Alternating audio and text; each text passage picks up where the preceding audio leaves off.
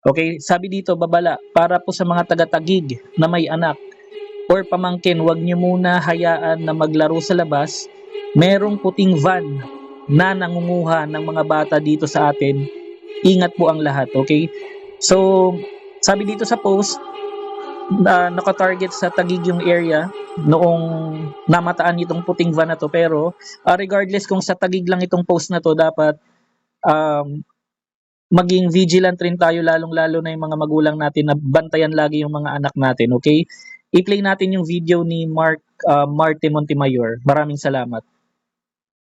Ay nananawagan, maaari lamang po na pag may nakita kayong puting van na nagmula sa Palyares, pag-ialama po ang barangay o pahinto ang van. Mayroon pong isang bata na nadala ng van na yon. Panawagan po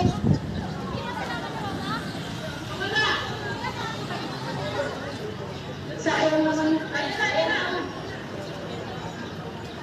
kulay puti na van, may naikarga na bata.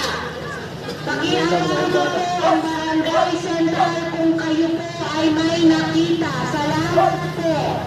So now ko lang rin na-play yung buong video, and yung reaction ko dito, tama naman na ask ng tulong yung barangay dito sa Taguig, pero siguro kung may idadagdag ako, dapat yung plate number.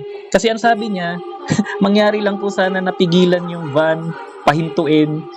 Kung concerned citizen nyo na normal na tao, ikaw ba haharangin mo yung van na hindi ka naman sure kung yun ba yung van na nangunguha ng bata, 'di ba? Yung for me yung mas realistic na pwedeng instruction, kung meron kayong yung nakita na suspicious na van or anything na puting van, siguro i-note nyo na lang yung plate number, or kuhanan sa cellphone yung plate number para maibigay sa barangay, and then yung barangay na dapat yung mag-continue ng investigation. Dapat ganun yung instruction. Kasi hindi rin naman yun ganun kadali para haharangin mo yung van, maliban na lang kung pulis ka, di ba? Pwede kang investigate. Yun lang naman. Anong reaction nyo dito? Basta ang takeaway natin dito, dahil may mga ganito na naman kumakalat na incident, mas maging vigilant tayo sa pagbabantay sa ating mga anak. Maraming salamat.